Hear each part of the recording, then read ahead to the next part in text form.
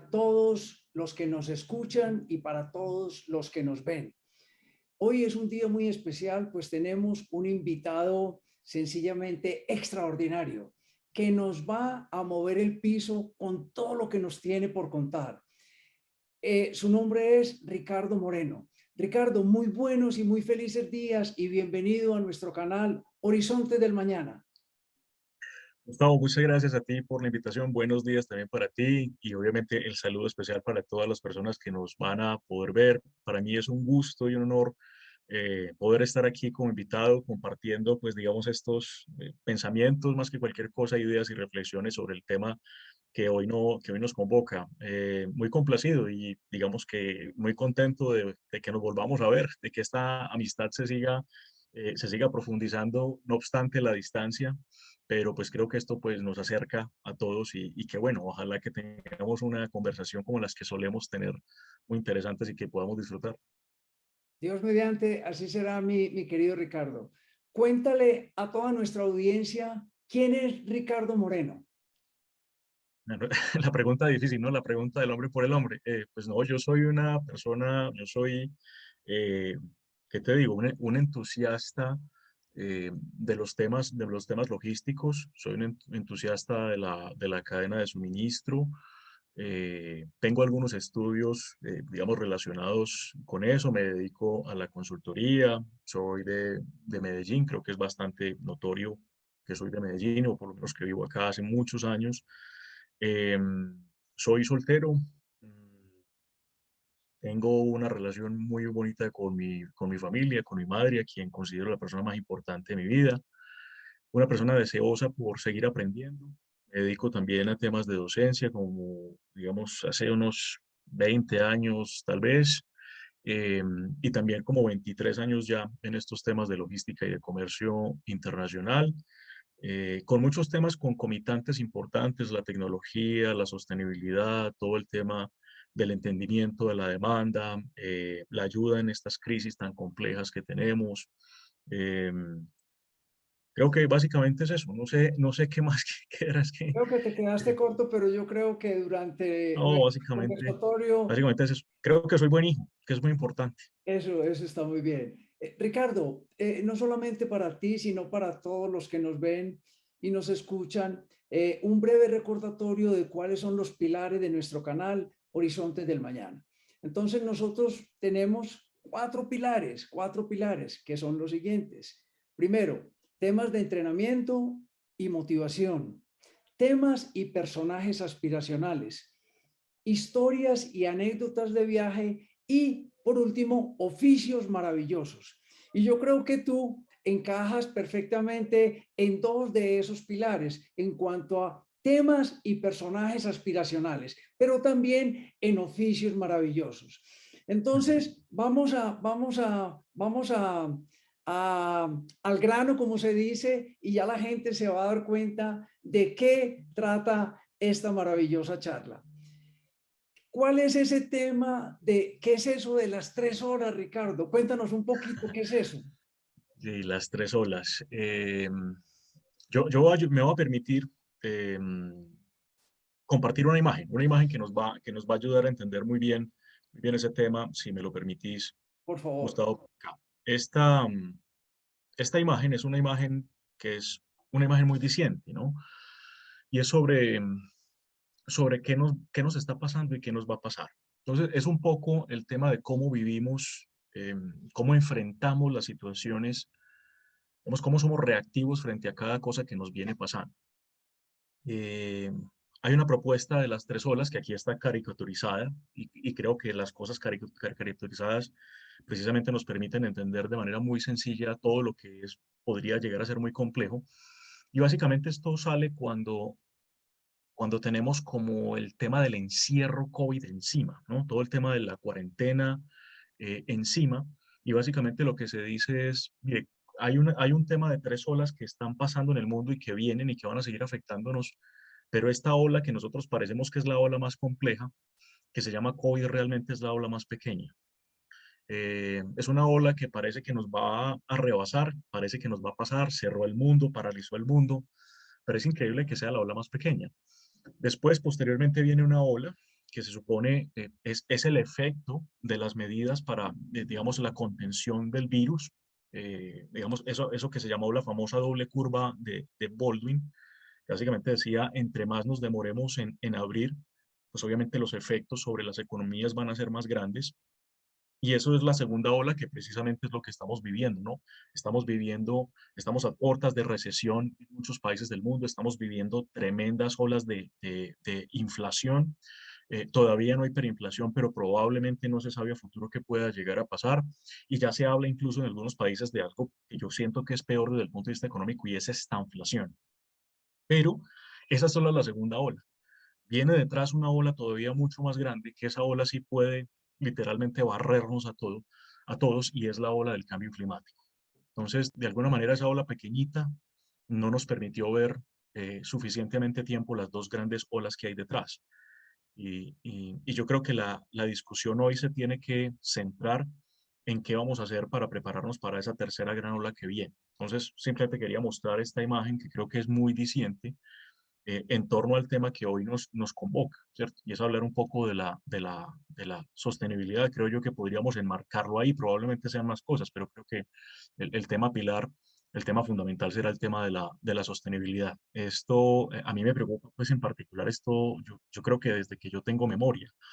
Eh, pero veo obviamente hoy con una cantidad de elementos que me ha dado, pues digamos, un poco la experiencia, mi profesión, la capacidad de compartir con un montón de gente, visitar algunos lugares en el mundo en donde uno ha podido, digamos, entender y darse un poco de frente con esto. Y cada vez que recibo información, pues, digamos, un poco me preocupo, pero mi preocupación es como ciudadano, obviamente, del mundo, que siente que hay una necesidad de hacer cosas, pero a veces también se siente un poco impotente desde el punto de vista de no ser probablemente un decisor en esto y ser, digamos, un sujeto ahí entre activo y pasivo entre esto, pero definitivamente siento que hay que tomar cada espacio que sea para poder hablar de esto, que es muy importante.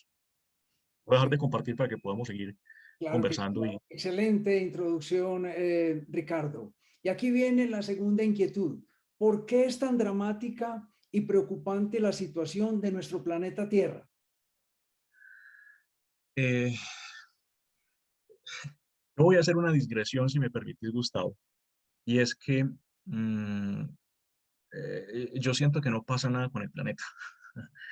Es una cosa con la que yo siempre, digamos, he tenido, creo yo, buenos interlocutores a lo largo del tiempo.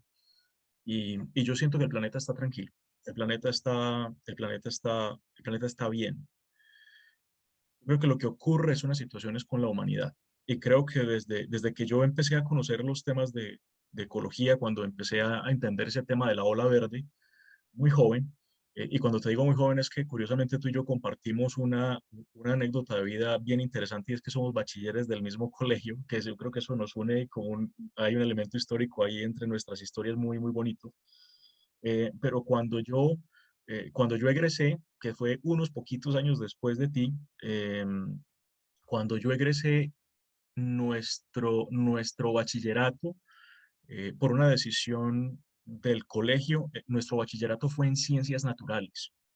Entonces, ese bachillerato que no era por algún tiempo no fue bachiller académico como siempre solía ser, sino un bachiller especializado. Ese bachiller fue en ciencias naturales, y digamos que como desde cuarto de bachillerato, algo como eso, hasta que nos graduamos, hubo mucha incidencia de todo lo natural, ¿no? De la biología, la química, las geociencias. Y eso creo yo, no sé si solamente a mí, probablemente a algunos de mis compañeros también, nos generó una conciencia frente a lo que pasaba, frente a lo que venía. Era mediados de los 90, más o menos, cuando esto ocurrió, cuando yo terminé mi bachillerato. Y desde ese momento siento yo, vino esa duda frente a qué era lo que pasaba. Y entendí, creo yo, muy temprano que el asunto no era un asunto de planeta, el asunto es un tema de humanidad, en el sentido de que lo que estamos afectando es a nosotros mismos, ¿cierto? Siempre hablamos de vamos a acabar con el planeta, es lo que yo escucho todo el tiempo, estamos acabando con el planeta. Y yo creo que ahí hay un problema fundamental. Es decir, uno podría decir que casi que es un problema epistemológico, es un problema de la razón, de cómo razonamos. Porque lo que yo he podido entender es que mientras que nosotros hablemos de un planeta, nosotros estamos haciendo de este problema algo exógeno. Es como si el planeta fuese algo aparte y como si estuviésemos afectando una cosa que no tiene que ver con nosotros. Yo siento que el discurso debió haber sido, estamos acabando con la humanidad y los que se acaban son nosotros, porque históricamente hay formas de explicar esto, Gustavo. El planeta ha vivido cosas, perdón por ponerlo en estos términos, mucho peores que nosotros, ¿no? Glaciaciones, reversiones polares, temas magnéticos, explosiones volcánicas increíbles, movimientos en masa tremendos, tormentas solares, unas cosas impresionantes. Se dice que el momento en el que nosotros nos extingamos será la sexta extinción. Es decir, ya hubo 5 extinciones antes de nuestra extinción como seres humanos. Y el planeta sigue acá. Y el planeta seguirá. Se reconvertirá, habrá una evolución en el tiempo, pero el verdadero problema somos nosotros. El verdadero problema, digo, es que lo único que se acaba y lo único que parece que se va muy lejos somos nosotros. La humanidad es la que se acaba, porque nosotros estamos afectando las condiciones que precisamente permiten nuestra vida como seres humanos en este planeta, ¿sí? Eh, como dice alguien por ahí, todavía no resolvemos aquel problema del planeta B. Solo tenemos un planeta A y es este, no tenemos todavía un planeta B. Y se dice que probablemente hoy estemos necesitando recursos equivalentes a más o menos 3 planetas Tierra para poder mantener, digamos, nuestra vida como la llevamos hoy. O sea que realmente el problema no es del planeta, el problema es de nosotros. El planeta, creo, se sacudirá cuando tenga que sacudirse de nosotros. Hay unas fuerzas muy poderosas, y esto también entra en el plano de lo místico, si se quiere, y todo el tema. Y es el famoso concepto japonés muy bonito del Gaia, que tú lo debes conocer perfectamente bien. Y en ese concepto de Gaia, todo es equilibrio, ¿cierto? Y en ese equilibrio, cuando algo no funciona, pues simplemente el equilibrio se sacude, ¿cierto? Como los japoneses entienden sus terremotos, ¿no? Que es una forma de sacudirse de aquello que no está funcionando bien. Creo que la Tierra hará lo mismo, hará lo propio con nosotros, ¿sí? Somos una especie más eh, en la larga historia de este planeta que apenas está empezando, entre otras. En resumidas cuentas, lo que está en riesgo aquí es la especie humana. ¿Es así, Ricardo? Tú y yo, todos los que nos ven y 8.000 millones de personas más. Perfecto. A ver, ¿qué es el calentamiento global y cómo me afecta a mí? ¿Cómo nos afecta el calentamiento global? De muchísimas maneras, Gustavo, de muchísimas maneras. Cuando hablamos de calentamiento global, básicamente lo que se entiende es que hay unos límites de calentamiento que son, digamos, permisibles para esta humanidad, repito, para las condiciones humanas. Cuando se habla de calentamiento global, se habla de un límite de temperatura, ¿sí? Que vamos a alcanzar y que empieza a afectar nuestras condiciones. El tema podría ser muy técnico, pero voy a ponerlo de manera muy sencilla. Digamos que desde la era industrial, ¿sí? Hasta este momento, la velocidad en la que hemos ido calentando el planeta podría contarse entre unas 15 y 20 veces más rápido que la era preindustrial. Y hay unos límites y se van contando, uno lo puede contar, por ejemplo, por siglos, se puede contar por siglos, y la idea es que hay unos límites entre 1,5 y 2 grados de aumento de temperatura, generalmente contadas en un siglo. Parece muy poco, uno diría, eso no tiene mucho sentido, pero eso genera un efecto, digamos, el efecto es exponencial, y te voy a poner un ejemplo. Tú que viviste muchos años en Medellín, ¿tú recuerdas a una Medellín en la que decíamos que Medellín era la ciudad de la eterna primavera? Yo creo que ya hoy casi nadie dice eso. Y no lo dice porque sencillamente ya no lo es. Yo recuerdo que uno en Medellín, cuando estábamos pequeños, uno en el barrio, uno salía por la noche y uno se ponía un busito, estaba tranquilo, en el día sin problema, con camisa o camiseta, estaba tranquilo, no pasaba nada. Hoy tenemos unas temperaturas en Medellín extremas, tenemos unos días de muchísimo calor, y hemos tenido unos días últimamente en que todo el mundo dice, oiga, qué frío el que hace en Medellín, e incluso en el día, que no es una cosa normal. Esto genera afectaciones, solo por poner un ejemplo desde lo coloquial, pero esto genera situaciones muy complejas. Nos afecta a todos en varios sentidos, Gustavo. Eh, hay situaciones muy problemáticas acá. Yo solamente quiero plantear dos. Si quieres, después lo desarrollamos un poco más, y es el tema de las migraciones. El cambio climático generará en el mundo una crisis migratoria, como nunca lo hemos visto. Primera cosa. Segunda cosa, el cambio climático, como estamos hablando de afectaciones a nosotros como seres humanos, como especie, lo segundo es una altísima probabilidad de, de un momento de inseguridad alimentaria como nunca hemos visto. Y obviamente, como estamos hablando de cambio climático, pues los cambios propios del clima. Es decir, situaciones asociadas a desastres naturales. Las vamos a ver. Vamos a ver un aumento de eso. Es decir, esto nos afecta realmente a todos. Las migraciones serán localizadas en alguna parte, pero piensa, por ejemplo, en la seguridad alimentaria. El cambio climático hace que se mueran especies, hace que, por ejemplo, la especie más importante, la especie animal más importante del planeta hoy son las abejas. Las abejas están muriendo por el calor, ¿sí? Se están muriendo por el aumento de temperatura. Ellos tienen unos sensores que se mueven con digamos, con el calor y con la humedad que hay en el aire. Si eso se altera, ellas literalmente se desorientan. Es como que les apagaran los radares y literalmente y no pueden hacer su papel de la polinización. Es un animal supremamente importante. La polinización permite que nosotros tengamos alimentos en el mundo. Si se acaba la polinización, no tenemos alimentos. Es así de grave la cosa. Increíble. Poco para dar respuesta a tu Total, pregunta. Es total. decir, Yo estoy yo sé que impactado con todo el esto. escenario es complejo, Sí, pero es que llevamos muchos años intentando hacer algo y entendiendo esto, y realmente uno no ve que pasen mayores cosas. Es decir, hay situaciones, hay cosas que a uno le alegran. Por ejemplo, una empresa tan importante como Walmart en Estados Unidos se ha juntado eh, con una empresa muy importante en desarrollo de nanorobótica en el mundo para, para emular abejas robóticas, nanorobots que puedan hacer el trabajo de las abejas.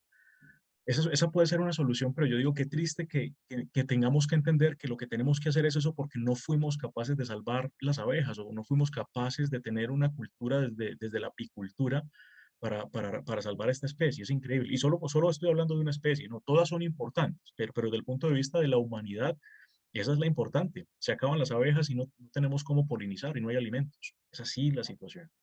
tal cual. Ricardo, ¿son nuestras empresas sosteniblemente responsables? Eso es una pregunta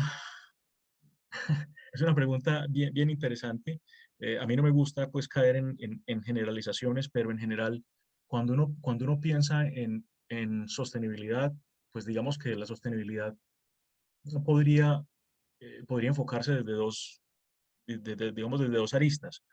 Una es la sostenibilidad financiera, que muchas, digamos, se preocupan en ese sentido de mantenerse sostenibles, y qué bien que lo hacen, pues porque es uno de los objetivos fundamentales de todo negocio. Yo recuerdo cuando yo estudiaba administración, lo que nos decían en administración, en teoría general de la administración, es todo negocio tiene objetivos fundamentales y el primero será ser rentable, ni me faltaba, nadie monta un negocio para quebrarse.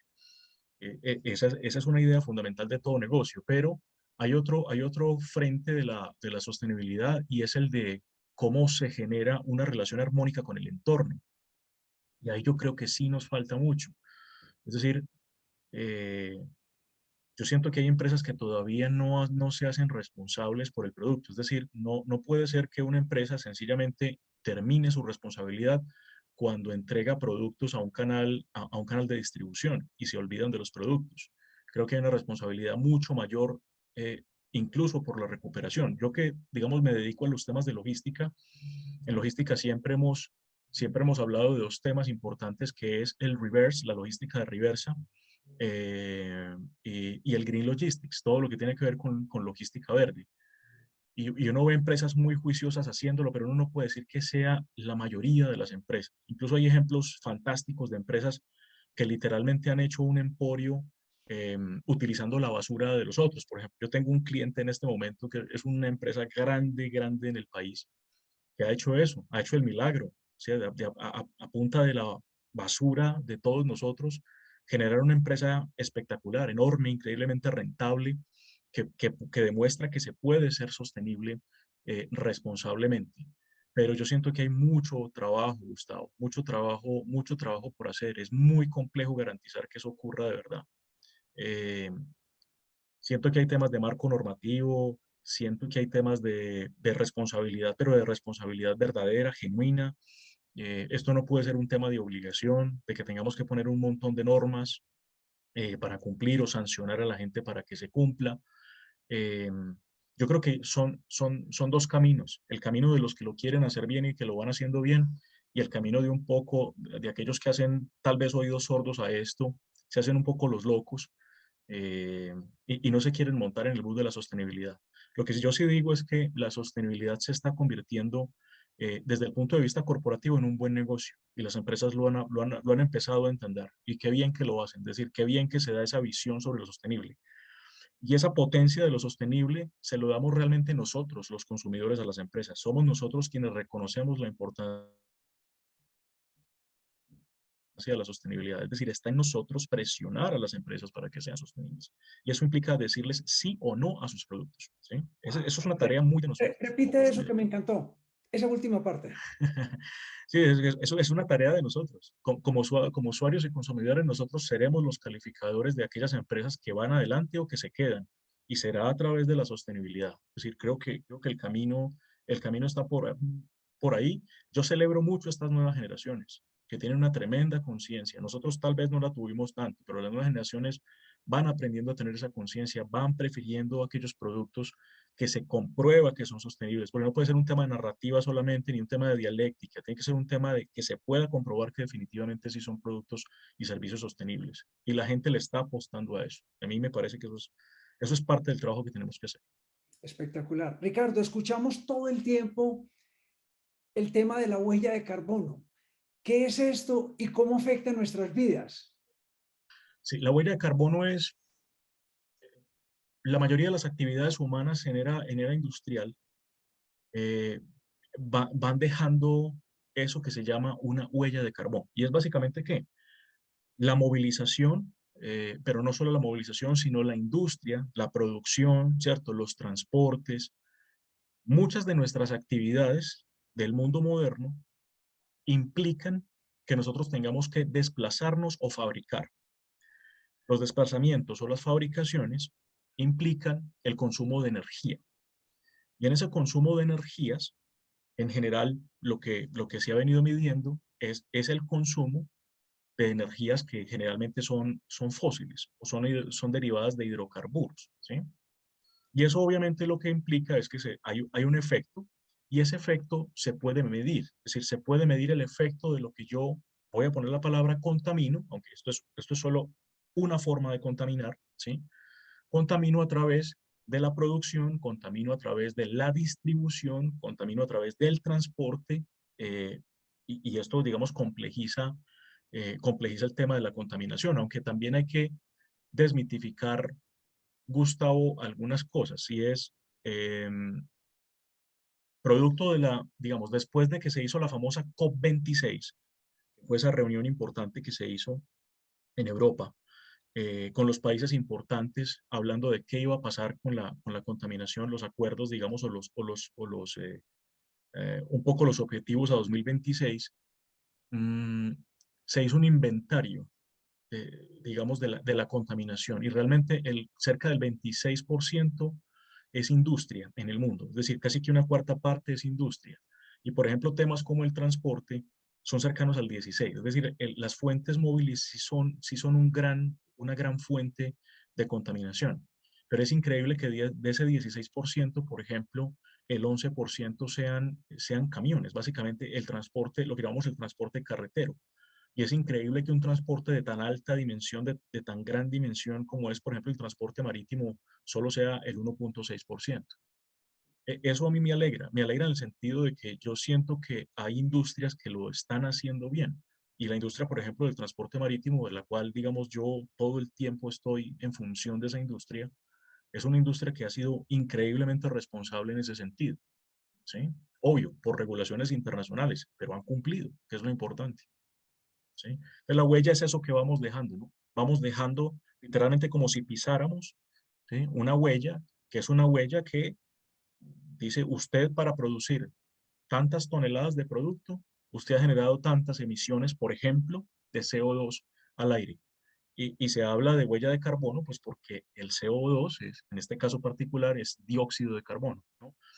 Pero hay otras formas de contaminar y hay otros contaminantes que probablemente incluso sean más peligrosos que el mismo CO2, las dioxinas, por ejemplo. Y yo no siento que de eso se hable mucho. Eh, el SOX, ¿no? Todo lo que tiene que ver con sulfuros. Yo no siento que eso se hable mucho. Y también es importante hablar de eso. Es un poco eso es como el marco de lo que llamamos huella de carbono. La idea es medirla. Una empresa responsable debería medir su huella de carbono. Yo recuerdo hace muchos años, una de las primeras empresas que yo vi que le mostraba a sus usuarios la huella de carbono era Apple. Tú entrabas a la página de Apple hace, no sé, 10, 12 años y ya en ese entonces ellos te mostraban en tiempo real cuánto era el estimado, cuánto calculaban ellos que era la huella de carbono y había una declaración de una política en el sentido de qué iban a hacer para poder revertir eso en el caso de que se pudiera revertir. Eso es responsabilidad. ¿No? Total. Ricardo, mencionaste uno de tus más grandes hobbies que es, entre comillas, el mar. Y en este momento tienes un Mac o un pocillo que tiene un eslogan que yo quiero que le compartas a todos los que nos ven. ¿Qué es lo que dice ese eslogan? Muéstranoslo, por Así, favor, pues Ricardo. por acá está mi nombre, por acá lo voy a voltear despacito porque tiene líquido. Y nos lo Dice traduces, acá, por favor. dice acá, a smooth sea never made a skilled sailor. Ningún mar en calma hizo a un marinero hábil, ¿sí? O sea, Exacto. es una frase de marinos, es una Y frase de marineros que me gusta mucho desde hace muchos años. Y corroborando eso, para hacer una pequeña pausa, Ricardo, recuerdo una frase también que aprendimos de niños, y es que cuando el mar está en calma, todos somos excelentes marineros, pero Así es, cuando vienen las tormentas y las olas, es cuando se conoce cuál se es el conoce el verdadero verdadero marino. capitán. Bueno, Claro, Ricardo, claro. continuando con este maravilloso conversatorio que hasta ahora me ha parecido, aunque muy impactante, fabuloso, quiero compartirte un pensamiento. A ver, yo creo firmemente en la teoría de que una golondrina sí hace verano. ¿Cómo puedo yo contribuir a la conservación de nuestro medio ambiente? Pues yo estoy de acuerdo con esa reflexión que vos haces. Yo creo que en el mundo sí es muy importante ese tema de la revolución de las pequeñas cosas, que es como se ha solido llamar a veces esto, y es, de vez en cuando encontramos por ahí héroes fantásticos que se suman a la causa, pero esos héroes podemos ser cualquiera de nosotros. Que es muy importante, Gustavo. Yo creo que lo más importante es generar conciencia. Yo pienso que ningún proceso humano cambia sin que nosotros logremos desarrollar conciencia. La conciencia es la base del cambio. Yo creo que nadie cambia si no es consciente de que tiene que cambiar. Y lo que he sentido es que hace falta esa conciencia. Hay mucho desconocimiento sobre las verdaderas afectaciones de esto. Mira que es lo que digo. O sea, eh, uno encuentra a la gente y no quiero criticar lo que la gente ocupa, en lo que la gente ocupa el tiempo, pero hay discusiones sobre fútbol, farándula, conciertos, que eso es importante también. La gente necesita el divertimento, ni me ha faltado. Pero qué cosa más importante que nuestra propia sobrevivencia en el futuro. Y uno no encuentra mucha gente ocupada hablando de eso.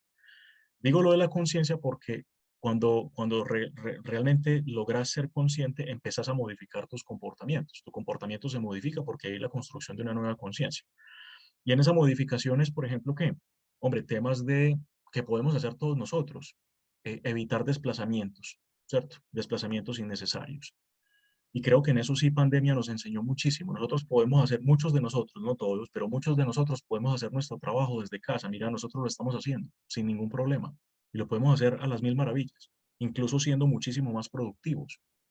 Entonces podemos hacer cosas como esas, evitar un desplazamiento en una ciudad como la en que nosotros vivimos, tú en Bogotá, yo en Medellín, pues eso genera, digamos, un efecto positivo.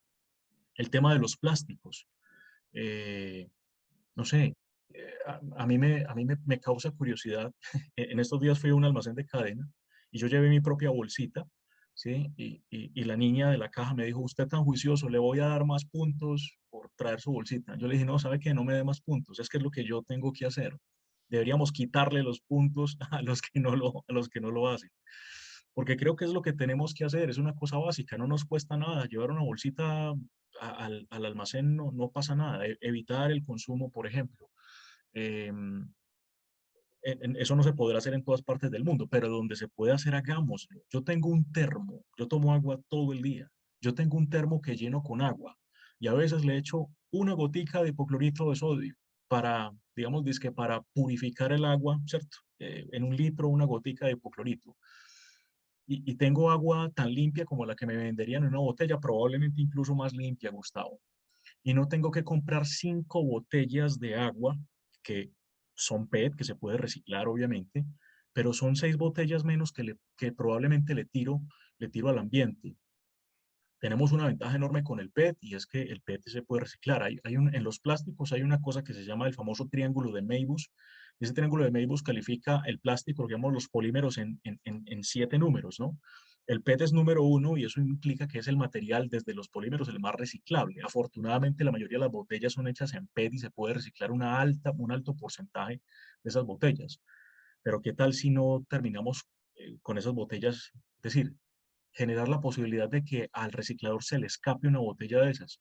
Es que ya vimos, Gustavo, hace unos 2 o 3 años, imágenes de una isla de plástico del tamaño de Francia en el mar. Eso no puede pasar, ¿sí? Eso no puede pasar, porque eso afecta a todos los ecosistemas. Es decir, eso genera todavía más problemas de los que ya tenemos. Entonces son acciones pequeñitas.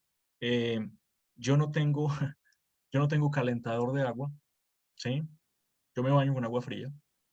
Puede que sea incómodo a las 5 de la mañana, pero chévere, porque a las 5 de la mañana si uno está dormidito, se pega una ducha fría, uno queda increíblemente despierto, ¿sí? Y uno dirá, ¿y eso qué tiene que ver? Pues es que es consumo de energía, ¿sí? Yo intento trabajar tanto como puedo con luz natural. En las noches intento no trabajar mucho, digamos, no encender luces. Eh, dejar, dejar todo tan apagado como sea posible. Son pequeñas acciones que no nos incomodan la vida, no nos incomodan la vida. Me ha costado un poquitico el tema, a mí me gusta mucho la lectura, me ha costado muchísimo irme pasando a la lectura digital, pero también lo he hecho también en un tema de conciencia. Esa pasión del libro físico es muy difícil de dejar, pero cosas como esas, ¿no?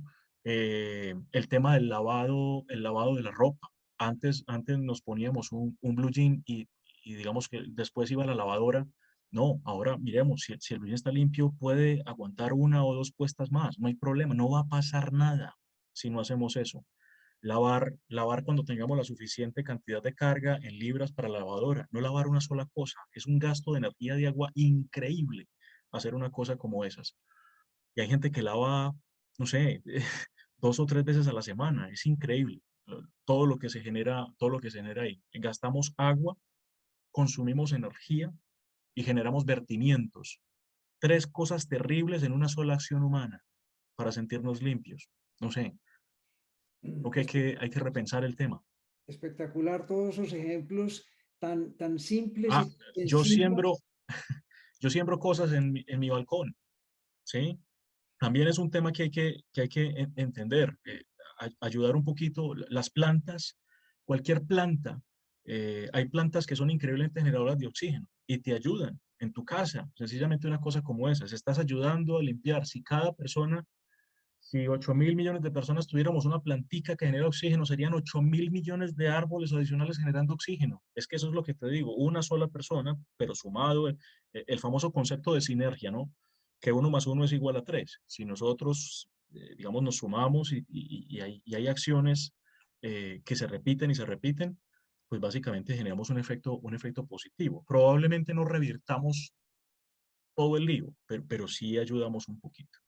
Total, excelentes esos ejemplos y creo que son perfectamente, es muy posible uno ponerlos en práctica porque no está Sí. sacrificando nada, es simplemente tratar de cuidar nuestro planeta. A ver, Ricardo, preparando esta amena entrevista contigo, este conversatorio tan productivo, tú me compartiste un link de cómo se hacen las cosas y ese video yo me lo vi 2 veces para estar más o menos empapado para poder hablar contigo. Le comparto a todos a toda nuestra audiencia que en la descripción de este video les vamos a compartir ese link para que lo vean, pero yo te quisiera preguntar a ti, Ricardo, para que nos hagas un corto, un breve resumen de cómo se hacen las cosas y sus consecuencias. Sí, te referís al video sobre, bueno, recomiendo el libro más que cualquier cosa. Es un libro de una señora que se llama Annie Leonard, y se llama La historia de las cosas. La historia de las cosas cuenta básicamente cómo hemos de alguna manera devastado el mundo en función pues, de alguna manera, de satisfacer un afán consumista, ¿no? Y tiene que ver con muchos temas, tiene que ver con ecología, con economía, con geopolítica, hasta con marketing, por ejemplo. ¿Marketing en qué sentido? Me gusta comentar esa parte del marketing y es sobre el concepto muy bonito de las obsolescencias, ¿no? De las obsolescencias programadas y las obsolescencias cronológicas. Y es como a través del tiempo, eso ya lo decía el gran sociólogo Theodor Levitt, que seguramente tú lo conoces bastante por el tema del ciclo de vida de producto, y Theodor Levitt decía ya en el 65, decía, los productos en esencia van a seguir siendo los mismos en el futuro. Es una mente brillante porque era capaz, además de sociólogo, era matemático, entonces entendía los números y las personas y tenía la capacidad de ir con el análisis numérico hacia el futuro y decía, en el siglo XXI van a seguir habiendo, o sea, los televisores seguirán vendiéndose, los carros seguirán vendiéndose, pero los ciclos de vida de productos se van a estrechar. Es decir, cada vez los consumidores consumirán más cosas. Y les pongo este ejemplo. En la casa de una tía de nosotros puede perfectamente estar el televisor que compraron en los 80, un televisor Toshiba, de esos que eran con paticas que se quitaban y todo, que arriba se podía poner el jarrón aquel, ¿cierto? Que traían de San Andrés, que era la tía rica la que podía ir a San Andrés, y traía su cristal Murano fantástico y lo poníamos encima del televisor. El televisor en sí mismo era un adorno, ¿no? Y se proyectaba. Hoy ese televisor solo coge 13 canales, pero los coge bien y funciona, es decir, es funcional. Y tiene 40 años el televisor. Hoy, además, ese era el televisor de la casa, ¿no? Ese era el televisor. Muy a principios de los 70, 60, a mí no me tocó eso, me contaban que, por ejemplo, había el televisor de la cuadra. Había una familia rica que tenía un televisor y todos los niños iban a ver televisión allá. Después pudimos tener uno por casa. Hoy, ¿cómo es? Hoy es una casa de 3 habitaciones y tenemos uno por habitación, pero además en la sala hay otro. O sea, tenemos 4 televisores por casa, por poner solo un ejemplo, ¿no? ¿Y cuánto duran? No, pues dura lo que dure la nueva tecnología en salir. Porque cada vez queremos más cosas, cada vez queremos ver menos televisión y más cosas accesorias, es decir, más internet, más streaming, más otras cosas. Eso le pone una presión tremenda a las cadenas de producción y a las cadenas logísticas. Y lo que es sencillamente un afán por consumir. Entonces, la historia de las cosas cuenta un poco es eso.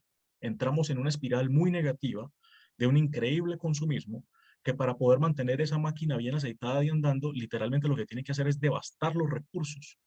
Y se cuenta, digamos, yo no quiero hacer spoiler porque quiero que se vean el video por lo menos o que puedan leer el libro si lo quieren leer. Eh, Es impresionante lo que cuenta Annie Leonard y básicamente lo importante es que Annie Leonard es una persona que tiene la suficiente autoridad moral para hablar de lo que estamos diciendo, porque Annie Leonard trabajó para muchas empresas muy importantes en Estados Unidos antes de decir, no más, yo doy un paso al lado. Yo le contaba a Jorge, esto está por comprobar, no sé si todavía lo sea, pero hasta donde supe de Annie Leonard, ella era la directora de Greenpeace para Estados Unidos. O sea, es una persona realmente comprometida que entendió, voy a ponerlo en estos términos, primero estuvo en la oscuridad, ahora está en la luz, intentando darnos un poco luz a nosotros. Y yo siento que esos referentes son supremamente importantes. Yo conocí de la historia de las cosas de manera bastante curiosa, intentando enseñarle a algunos de mis estudiantes lo que se llama el análisis PESTEL, un análisis que hace la medición de cualquier entorno en 6 esferas, y una de esas esferas, una de esas 6 esferas es la esfera de environment, del ambiente, y quería explicarles cómo una esfera como el ambiente puede afectar cualquier negocio y cualquier entorno, y ahí encontré la historia de las cosas.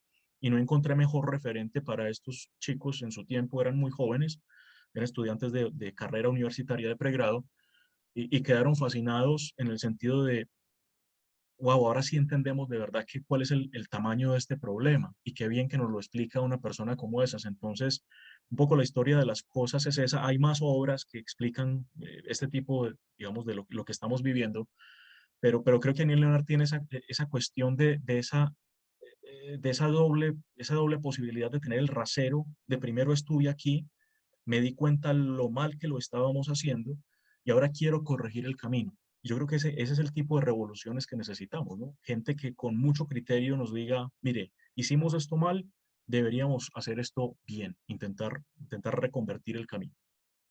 Extraordinario. Ricardo, una pregunta al corazón. ¿Están nuestros alimentos libres de contaminantes? No, no hay, no hay eso que llamamos la inocuidad alimentaria. No, eso, Gustavo, hoy es muy difícil. Hoy es muy difícil. Sobre los campos cae lluvia ácida, por ejemplo, ¿sí?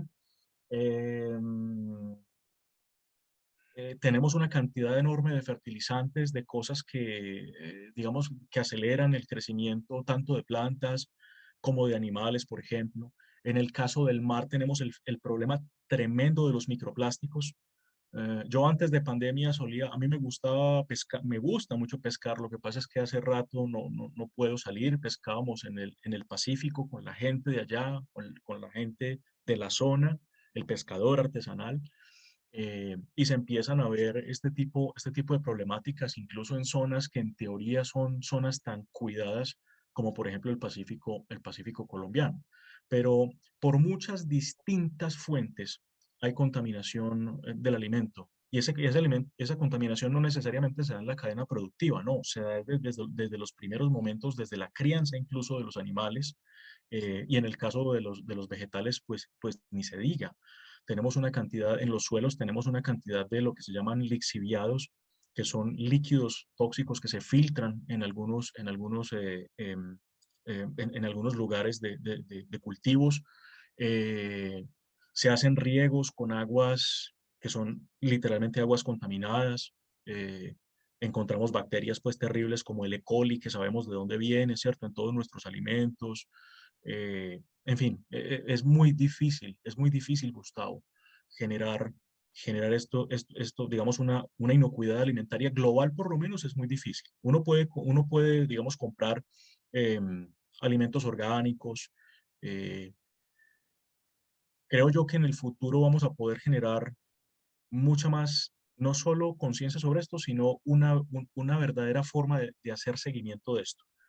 Y te voy a decir para dónde va el siguiente paso en temas de alimentos, y es a través del blockchain. Blockchain como tecnología emergente nos va a ayudar a entender el origen de lo que nosotros vamos a consumir y será una decisión de nosotros consumir o no consumir. Eso es una gran ventaja de estas tecnologías emergentes. Para eso tiene que servir la tecnología. La tecnología está para servir al hombre a tener una mejor vida. Si no, no sirve la tecnología. Perfecto. Ricardo, dicen que en aproximadamente 50 años se descongelarán los glaciares en Alaska. ¿Qué podríamos hacer para evitarlo? A mí no me preocupa tanto, Jorge, perdón, Gustavo, discúlpame la digresión. Estaba pensando en tu hermano, porque alguna vez hablamos de esto en particular. Eh, a mí no me preocupa tanto Alaska, ¿sabes? Porque Alaska es solo un estado de la Unión Americana. A mí me preocupa el Ártico completo y también el Antártico o la Antártida, ¿no? O sea, abajo y arriba, Polo Norte y Polo Sur. ¿Qué es probablemente más preocupante? Es más preocupante el Ártico, el de arriba, el Polo Norte. ¿Por qué? Porque allá lo que llamamos la banquisa, que es el hielo, la capa de hielo grandota que forma digamos, ese casquete polar, se ha perdido desde 1970 hasta hoy, se ha perdido por ahí el 30%. Es brutal, es brutal el deterioro de eso. Es brutal, brutal el deterioro de eso. Eso va a generar, digamos, varios problemas. Problema, digamos, primer problema es que obviamente con el derretimiento hay aumento de las mareas. Ese aumento de las mareas va a generar inundaciones. hay un gran problema, Gustavo, un gran problema, y es muchas de las zonas de neodesarrollo humano o urbanístico, es decir, las nuevas grandes ciudades del mundo, como los principios, digamos, de desarrollo urbano lo han mostrado, se hacen, si el país tiene litoral, se hacen sobre el litoral. Es caso particular, muy particular, por ejemplo, de China. Te hablo del caso de China porque es un caso que nosotros analizamos todo el tiempo, Gustavo. China tiene hoy el 70% de los puertos más importantes del mundo, es decir, 10 puertos más importantes del mundo, tú tomas a China y ahí hay, digamos, 8 puertos, ¿sí? Tal vez está Rotterdam en el 10º puesto y tal vez Hong Kong, que voy a decir que Hong Kong, como si no fuera China, pues por lo menos no China continental, ¿cierto? Esos 8 están ahí y son neodesarrollos y son ciudades que son megalópolis, o sea, son ciudades arriba de los 15 millones de habitantes. ¿Qué va a pasar con esas ciudades cuando tengamos una alta elevación? Ciudades como Miami. Hoy, Miami está teniendo problemas increíbles de temas de inundación, aguas que el mar está ganando a los territorios que fueron construidos. Una increíble ciudad que uno no quisiera nunca que desapareciera, como Bangkok, tiene serios problemas y una alta posibilidad de desaparecer por temas de inundaciones. A eso es a lo que nos estamos enfrentando. Por eso yo te decía que el tema del calentamiento global va a generar olas migratorias. De eso, pues no encontramos mucho a la gente hablando de eso, pero de eso hay que hablar, ¿sí? Si tenemos inundaciones y las zonas costeras se inundan, ¿hacia dónde va la gente? La gente migrará y eso generará una crisis migratoria enorme, como no hemos visto. Todavía no hemos visto eso. El mundo todavía no sabe lo que es una gran migración. Ha visto migraciones, pero no una gran migración. Eso no se ha visto. Eso lo vamos a ver. Pero no es solo eso, sino que no toda el agua que se derrite, eh, digamos, literalmente cae en los mares. Porque también hay un tema de cambios de densidades.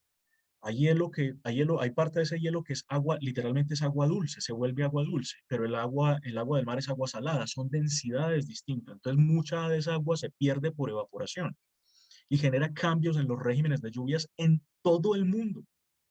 Esa alteración va a generar desastres naturales, tsunamis donde no debería haberlos, huracanes donde no debería haberlos, ¿sí? En el caso de Colombia, hay una agencia de Naciones Unidas que se llama OCHA, y OCHA lo que hace es que OCHA nos dice OCHA trabaja para el tema de, digamos, de la seguridad humana, y lo que nos dice es, mire, Latinoamérica tiene un tema complicadísimo que se le viene con temas de inundaciones, y ya lo estamos viendo, ¿sí? Ya lo estamos viendo, temas de inundaciones. La más compleja de todas, creo yo, y la más difícil de detectar, y es que con el derretimiento de las zonas de hielo, de los glaciares, se derrite una parte de las capas terrestres que se llama el permafrost. Eso se derrite y quedan capas que históricamente estuvieron cubiertas de hielo. ¿Por qué eso es un problema? Porque ahí hay microorganismos, eh, digamos seres que nosotros no conocemos en nuestra biología. Y el gran riesgo es que como hay microorganismos ahí, puede haber bacterias que el ser humano no conoce y que probablemente no tenga la capacidad de combatir si se da, por ejemplo, una infección por esas bacterias. Wow. Entonces hay una posibilidad de unas tremendas pandemias a futuro por temas como esos. Y tú no encuentras a la gente mucho hablando de eso, ¿sí? Son riesgos verdaderos, son riesgos verdaderos que ocurren por eso. Es una situación compleja. Se cambia todo el escenario, digamos, podríamos decir que con el deshielo hay un cambio radical de eso que llamamos biosfera, ¿cierto? Entendamos la biosfera como esa capa, la Tierra tiene muchas capas, nuestro planeta tiene muchas capas, capas duras y capas blandas. La biosfera es esa capita que tiene unos cuantos metros en donde la vida de nosotros es posible. Si alteramos esa biosfera, que son unos metricos desde el suelo de la Tierra hasta lo que llamamos el aire, ¿cierto? O el cielo, unos poquitos metricos en donde es posible que nosotros podamos vivir. Si se cambia eso, pues se altera todo. Y entonces ahí será una lucha entre la rapidez que tengamos nosotros tan inteligentes que somos, de adaptarnos a esas nuevas condiciones o simplemente no seremos capaces y la velocidad de este cambio nos ganará. No sabemos, pero el riesgo está y es un riesgo latente. Wow. Ricardo, de primera mano soy consciente que hay muchas empresas que pasaron de ser enemigas de Greenpeace a ser sus más grandes aliadas y benefactores. Y para fabricar adecuadamente sus productos, tuvieron esa grandeza y esa humildad en su momento de decirle a Greenpeace, mire, lo estábamos haciendo mal. En vez de entablar una demanda judicial contra ellos, por hablar mal, entre comillas, en un horario AAA en los programas de las tres cadenas principales en Estados Unidos, dijeron, ¿sabe qué? Venga, vamos a hablar. Y se convirtieron en aliados importantes y benefactores de Greenpeace para que les enseñaran cómo era que debían fabricar sus productos adecuadamente. Pero la pregunta al corazón ¿es esto suficiente? Yo diría que no, porque vuelve y juega. Yo siempre digo una cosa y es que cuando algo es noticia es porque todavía no es masa. No sé si me hago entender. Total. Cuando una empresa sale en las noticias porque hizo algo bueno, eso quiere decir que las otras empresas probablemente no están haciendo lo mismo. Mm, Entonces, claro, fantástico. Claro, ahora hay una cosa y es el efecto arrastre. Estas empresas grandotas, cuando uno ve empresas muy grandes sumadas al tema de la sostenibilidad, pues yo creo que eso sí alienta a muchas otras a hacerlo. Pero tu pregunta era si eso era suficiente. Yo creo que no. Yo creo que son muestras de responsabilidad corporativa, ¿cierto? Eso que llamamos ahora ESG, que son todos los temas de ambiente y gobierno, en las que las empresas se han metido eh, porque le creen a eso, ¿cierto? Porque son capaces de entender que el camino es por ahí. Pero también porque, no nos digamos mentiras, Gustavo, también entienden un tema y es que es rentable. Es decir, sumarse a la sostenibilidad es rentable. Mm, ya tenemos estudios, eso quería contarlo, es una cosa que venía intentando encontrar como eh, dónde podía yo verificar que efectivamente ya hubiese una sistematización de resultados en el que pudiéramos decir, mire, la sostenibilidad sí es rentable para las empresas. Y ya encontré dónde. Se llama el Sistema Global de Faros. Ese Sistema Global de Faros es una iniciativa del Foro Económico Mundial que va midiendo, de alguna forma, aquellas empresas en países particulares, son entre 60 y 90 faros, se van moviendo a lo largo del mundo estos faros, y se llaman faros porque literalmente lo que le van diciendo al mundo es, venga, aquí en este país en particular hay una iniciativa que está resultando ser muy buena desde la sostenibilidad y genera también un tema de rentabilidad a los negocios. Yo creo que ese tema del sistema global de faros es un tema que hay que potenciar, es decir, hay que empezar a hablar de ese tema para que los países digan, venga, yo levanto la mano, haga un faro acá, monte un faro acá. El concepto de faro es metafórico, ¿no? Pero eso es lo que llamamos un sistema de vigilancia. Y en ese sistema de vigilancia podemos entender que esto es rentable, es decir, la sostenibilidad es rentable. Eh, yo desde hace algunos años vengo siendo docente en una asignatura que a mí me gusta mucho y que me requirió muchísimo emplearme mucho a fondo, estudiando mucho, para ser muy responsable y muy juicioso, y es compras sostenibles. En compras sostenibles nosotros tenemos una norma en el mundo, hay una norma ISO para eso, es increíble que tengamos una norma para eso, y además no es una norma nueva, es una norma que ya tiene un tiempo. Se llama la norma ISO 20400. En esa norma ISO 20400, uno termina entendiendo que comprar sostenible es muy importante para la rentabilidad de la organización. ¿Por qué? Porque el cliente terminará comprando esa sostenibilidad. Desarrollar proveedores sostenibles que no tengan a futuro que mitigar esos efectos nocivos en el entorno genera un tema de economía. Es que hay que entenderlo también desde ahí. Si yo en el mundo de hoy estoy contaminando, yo tengo que entender que el mundo de mañana me va a castigar. Si desde hoy yo monto una cadena de suministro, que ya también el concepto de cadena de suministro lo estamos revisando, pero digamos que todavía hoy funciona, si yo monto una cadena de suministro que sea sostenible, yo en el futuro no tendré que pagar la reparación de esos daños. O sea, hay un tema de rentabilidad. Y así hay muchas empresas que lo están viendo. Nosotros tenemos empresas muy importantes en Colombia que se han sumado a ese cuento. Por ponerte un ejemplo, para el que lo quiera explorar, Bancolombia. Bancolombia es el banco más sostenible del mundo, no porque ellos lo digan, es porque el Dow Jones Sustainability ha dicho que es el banco más sostenible del mundo. ¿Sí? Dow Jones, Bolsa de Nueva York. ¿Sí? Y tenemos al grupo Nutresa, por poner un par de ejemplos de empresas que sé que conocemos. Son empresas que son líderes en temas de sostenibilidad. Una empresa bonita como Postobón. Postobón tiene sus informes de sostenibilidad, se fundamentan en decir cómo cumplen cada uno de los 17 objetivos de desarrollo sostenible. Eso es ser responsable, ¿sí? Eso es orientarse a la sostenibilidad. Esos son ejemplos de empresas poderosas que nos van a ayudar a ir traccionando. Y hay otra empresa bellísima, que de esa me podría quedar hablando todo un día, y es Enca, que son mis clientes de ahora. Eh, una empresa que creó una superempresa de la basura, literalmente. ¿Sí? Todo el PET colombiano, todo el PET reciclado que generamos en Colombia, ellos lo están usando para hacer distintos productos. Una cosa impresionante. Y tienen unos clientes en el mundo impresionantes. Es una cosa de no Ricardo, creer lo que perdón, hicieron. perdón, Sí, te dime. interrumpo. Y máxime que en su momento estaban quebrados y la sacaron adelante. Así es. Era una empresa totalmente quebrada. Dio números rojos mucho tiempo. Era increíble, ¿no? Cuando Enca fue una gran empresa en los 70s y 80s, las dos empresas que mejor pagaban en el país, curiosamente, eran Ecopetrol, que es una empresa que tendríamos que hablar de ella en función de lo que hace, es hidrocarburos, y Enca. Yo lo recuerdo muy bien. Alguien que trabajara en Ecopetrol o alguien que trabajaba en Enca, uno decía, wow, ¿cierto?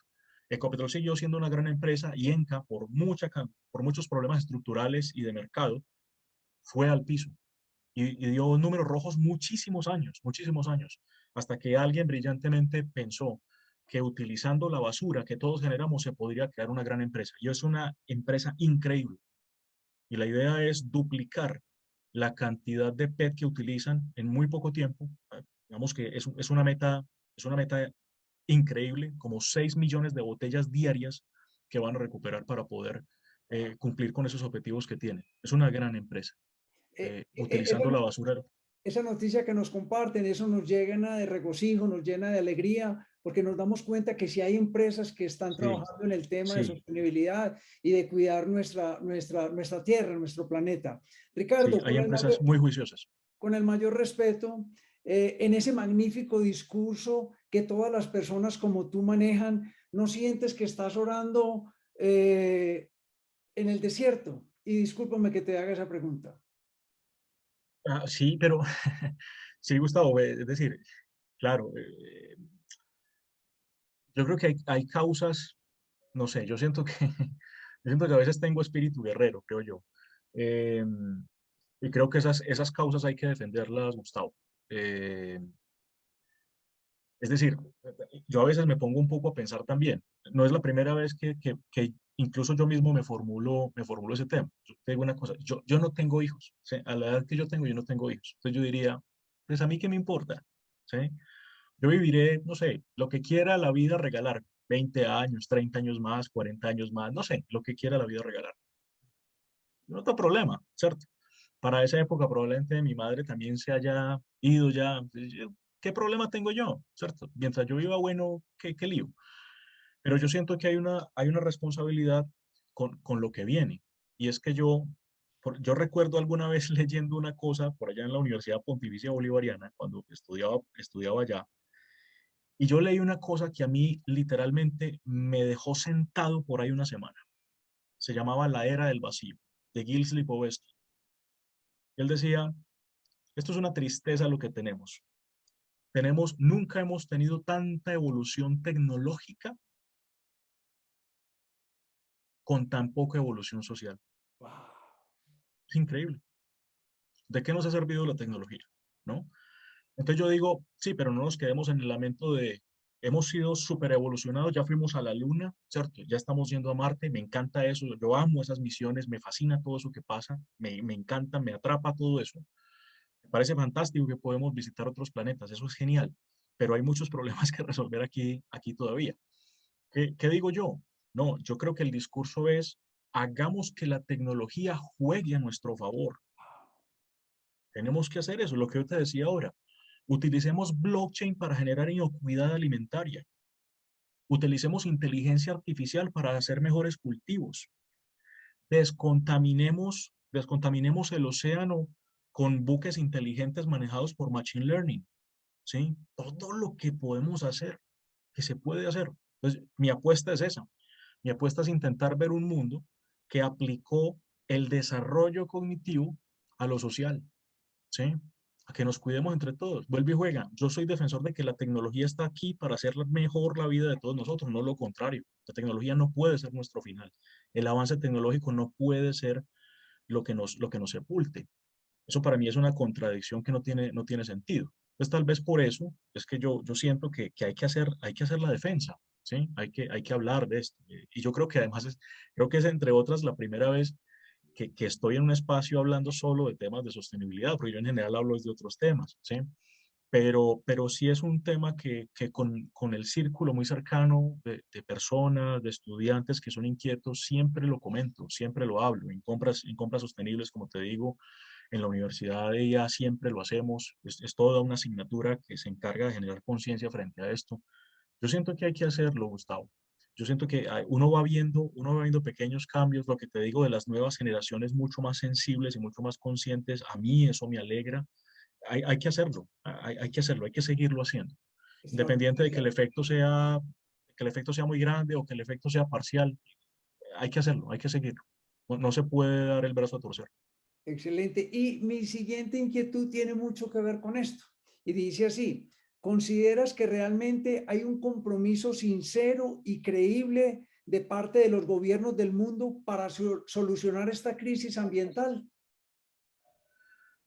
Esa pregunta no tiene una única respuesta, Gustavo, y te voy a decir por qué. Creo que te voy a dar el ejemplo que te responde esa pregunta. Día de la posición del presidente Trump, ¿sí?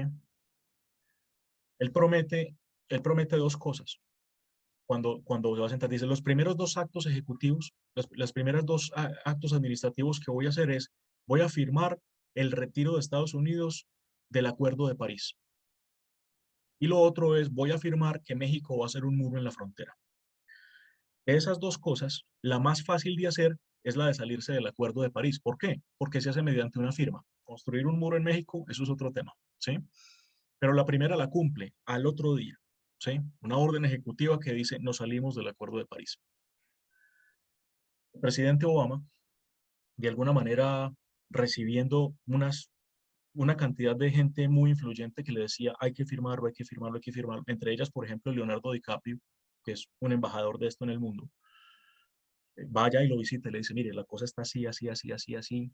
Estados Unidos, usted como líder del mundo libre, usted debe ser la primera persona que firme ese acuerdo. Es un compromiso real, porque acordémonos, Estados Unidos no firmó el protocolo de Kioto, 1991, de emisiones. No lo firma Estados Unidos. Entonces mira que hay una historia que nos va contando que hay unos protagonistas muy importantes en todo este cuento que no se montan al bus y que, digamos, históricamente han sido reticentes a montarse al bus, como hay otros que sí. Francia, por ejemplo, Holanda. Holanda, bueno, Países Bajos, ¿no? Países Bajos es un país que trabaja para esto incansablemente y de manera callada, muy callada. Y hay una cosa que me alegra, que me alegra. He podido ver, comprobar la transformación rápida de China hacia una conciencia más verde. Y eso es fundamental para el mundo. Eso sí que es importante. Por hecho, uno podría decir, eso sí que nos puede llegar a salvar, porque el efecto que genera China es impresionante. China es cerca del 20%, es el 19% del comercio mundial. Y hoy es el país en donde más se están produciendo, por ejemplo, vehículos eléctricos, donde más se están vendiendo vehículos eléctricos. Es el país que va a desarrollar más rápidamente los buques eléctricos y los buques autónomos. Están a una velocidad enorme. Ustedes saben que los chinos cuando le ponen el acelerador son indetenibles y lo están haciendo. Y a mí me alegra eso. Claro, tienen también una condición muy compleja y es que ellos mismos se estaban ahogando en su propia contaminación. Ciudades invivibles como Beijing, por ejemplo. Eso hubo que reversarlo, pero lo están haciendo, lo están haciendo. Y eso está bien que lo hagan. Entonces, ahí, Gustavo, yo veo el mundo muy, muy partido. Una Unos muy protagonistas, otros no. una inquietud, Ricardo, ¿y cómo lo estamos Sí, haciendo aquí en nuestro país? yo creo que aquí hay unas deudas muy complejas. Eh, pues no sé, hay cosas que me preocupan. Las discusiones que esta semana se hicieron en torno al fracking, por ejemplo, a uno lo dejan muy preocupado. Los niveles de deforestación, increíble, increíble la deforestación en Colombia, es increíble, es verdaderamente increíble, ¿sí? Em, Colombia tiene un sistema de parques naturales que es bellísimo, que es hermoso, que debería cuidar todo esto, pero claro, uno entiende también las limitaciones de un estado que no tiene, pues, se supone todos los recursos para proteger esto, pero nosotros tenemos zonas que curiosamente, y es lo paradójico y lo irónico de todo esto, estuvieron muy protegidas mientras hubo conflicto armado en Colombia. Pero a medida que se ha dado ese desescalamiento del conflicto, muchas nuevas poblaciones han llegado a esos sectores y están afectando esas zonas. Ganadería intensiva, colonización, una deforestación enorme, quemas descontroladas, todo eso está afectando digamos, el recambio del uso del suelo, tumbar bosque para sembrar otro tipo de cosas, ¿cierto? No digamos qué cosas, pero ya sabemos qué ha pasado. Entonces yo siento que hay un tema muy complejo, es decir, hay situaciones acá difíciles. Yo cada vez que puedo escucho a la rectora de la Universidad de Anne, a Brigitte Baptiste, que creo que es una gran autoridad, que antes de ser la rectora de Anne era la directora del Instituto von Humboldt, eh, y son los que saben de este tema, de lo que pasa en Colombia, y de verdad que hay situaciones muy complejas. Ahora, uno entiende las situaciones. La economía no se puede dejar caer, y este es un país que depende muchísimo de temas de explotación de recursos estratégicos. Eso nadie lo va a negar, pero estas nuevas tecnologías todavía, digamos, hay cierta incertidumbre. Cuando yo veo países muy importantes en el mundo decir de frente, no, eso no lo vamos a hacer, no vamos a permitir que cosas como fracking se hagan acá, uno dice, es por algo, o sea, se tomaron el tiempo de analizarlo, vieron, no les gustó, hay algo, yo creo que todavía es muy incipiente eh, eh, lo que sabemos a ciencia cierta de esto, pero hay esa incertidumbre de qué puede llegar a pasar y cómo eso nos puede llegar a afectar. Yo he ido a zonas bellísimas, como por ejemplo el suroeste de Antioquia, pues, regiones como lo que se llamaban esa zona de influencia del Cartama, por ejemplo, donde estaba el Paraíso, donde está Támesis. Son zonas que tienen ecosistemas únicos en el mundo. Por ejemplo, en Támesis está el sistema de organales más grande, creo yo, de toda Colombia y probablemente uno de los más grandes del mundo. ¿Cómo esta minería de fracturamiento podría llegar a afectar zonas como esas? Solo por nombrar una, ¿cierto? ¿Cómo el tema de la minería intensiva podría afectar estos lechos de los ríos? Eh, Alguna vez yo leía, ya no recuerdo dónde, que un municipio como Segovia, en Antioquia, tenía los niveles de concentración de mercurio en agua más altos del mundo. Es decir, eso pasa acá. Yo vi cuando visitaba el Chocó, yo veía lo que pasaba con la minería en el Chocó. Entonces, eh, es un tema que yo siento que no lo estamos haciendo tan bien como deberíamos. No sé si por falta, no me atrevería a juzgar realmente qué es lo que está pasando, pero probablemente sea una falta de política pública efectiva, ¿no? Una cosa es sacar una política, otra cosa es hacer cumplir la política. Creo que políticas hay, pero hacer cumplir las políticas es un tema complejo. Pero también toda la cultura de la ilegalidad que depreda nuestros recursos, ¿sí? La madera, las especies, el agua, ¿sí? Creo que también hay un tema de cultura de la ilegalidad que afecta muchísimo el ambiente. Es increíble, ¿sí? Ricardo, ya para terminar, y esta es la última inquietud y probablemente la más importante, y espero que acá nos hagas un brief de ese caudal de conocimiento que has compartido con todos nosotros hoy. ¿Cuáles serían esos consejos ecológicos que le darías a todos esos jóvenes de nuestras nuevas generaciones? Yo creo, Gustavo, que que lo mejor que podemos hacer es hacer lo que llaman los americanos un back to the basics, volver a las cosas más básicas, volver a lo más elemental. Em, dejar de tener ese sentimiento de acumulación tan complejo que yo veo hoy. Y mientras lo voy comentando, eh, me va a permitir, te voy a mostrar simplemente una cosa que yo creo que es un tema de reflexión para que entendamos que nosotros estamos aquí, esto es un poco prestado, ¿no? Lo que tenemos acá. Entonces, mira, esto que me parece es una sentencia increíble que dice que la naturaleza no necesita a la gente necesita la naturaleza, ¿cierto? Asegurémonos de que aquí está nuestro futuro. Y es un poco eso, es decir, entender que si no paramos esta dinámica consumista, esto no va a estar nada bien. Eh, Se vienen temas muy complejos, pero yo insisto en que en el desarrollo de la conciencia de cada uno de nosotros puede estar pequeños ajustes, pequeños cambios que pueden ayudar en algo.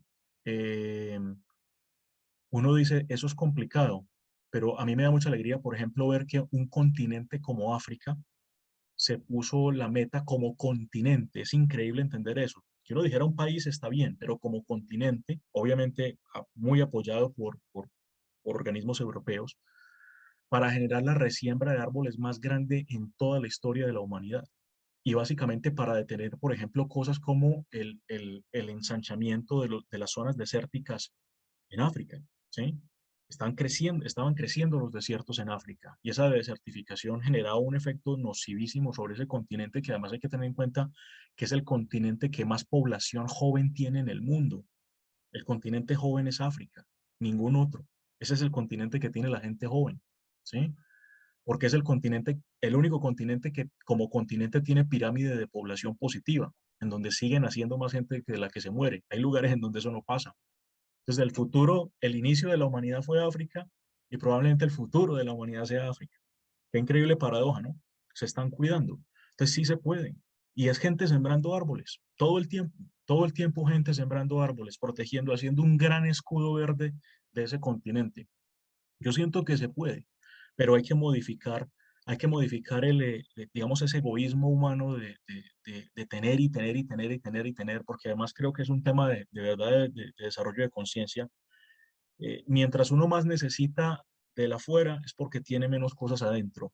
Entre más necesita llenar cosas, espacios de afuera, es porque más cosas le faltan adentro. Si entendemos que todo lo que necesitamos es cosas muy sencillas, yo creo que lo podemos hacer bien y frenamos un poquito esto. Como consumidores muy juiciosos, lo que decía ahora, seamos consumidores muy criteriosos, de mucho criterio, muy juiciosos en qué elegimos, qué tipo de productos premiamos, qué compramos, a quién le compramos.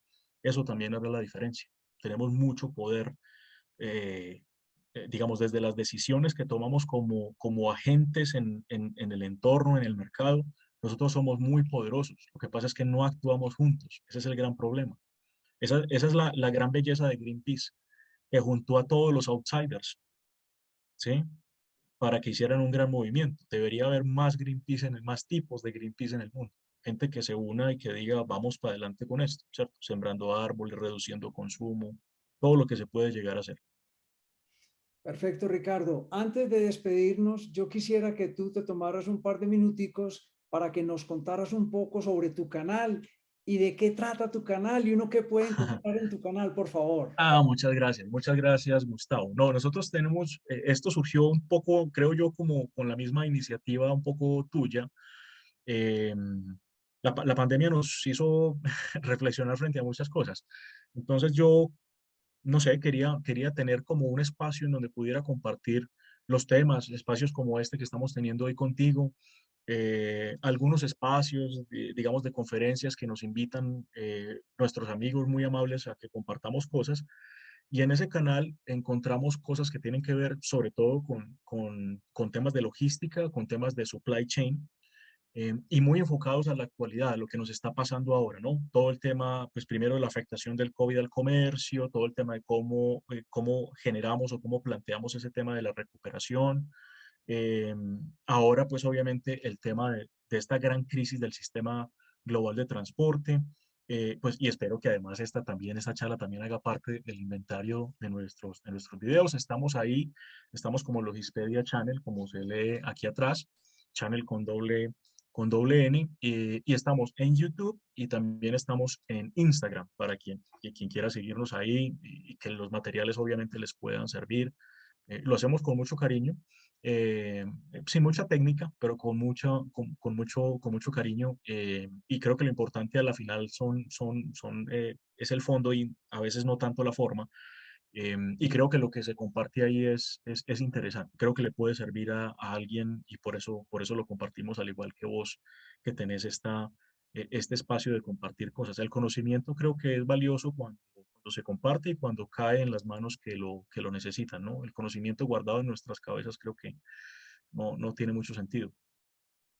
Espectacular. Ricardo, a nombre de Pachamama, y enseguida Qué nos belleza. explicas qué significa eso, a nombre de Pachamama y a nombre de todas las personas que han visto este video, yo te quiero agradecer por habernos abierto los ojos, por habernos hecho un poco más conscientes, más sensibles de que incluso midiendo la forma en cómo lavamos nuestra ropa, apagando un bombillo, no gastando agua en el calentador, etcétera, etcétera, reciclando, utilizando de pronto el mismo blue jean 2 o 3 veces, siempre y cuando pues, esté limpio, y con tantas cositas tan pequeñas, pero que marcan una gran diferencia en cómo le podemos ayudar a este único planeta. Yo recuerdo que en épocas pretéritas uno se bañaba durante varios minutos y recuerdo que los niños aquí en casa nos decían, papi, no te puedes bañar tan largo porque no tenemos sino un planeta. Y ellos empezaron a traer toda esta cultura que es espectacular de los jóvenes, de esa sensibilidad por nuestro medio ambiente y por el planeta.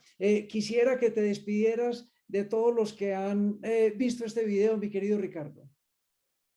No, pues muchas gracias. En primer lugar, a vos, Gustavo, por la invitación.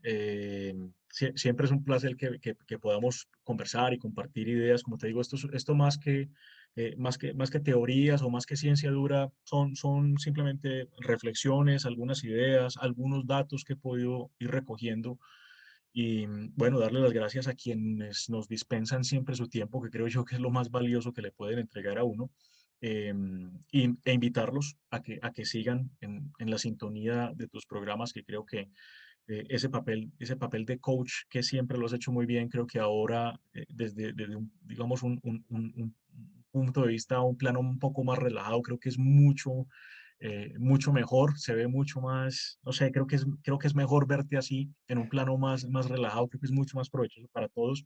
Agradecerte por lo que siempre estás compartiendo, conocimientos valiosísimos, experiencias valiosísimas que recoges de gente que tal vez hace las cosas un poco distinto. Y bueno, a todos muchas gracias y bueno, espero que en algún momento nos veamos probablemente en otra oportunidad y en otro espacio para hablar seguramente de otros temas. Un abrazo para todos y recuerden, síganse cuidando y sean responsables y tiren por ahí semillitas de vez en cuando algo sale por ahí. Excelente, Ricardo.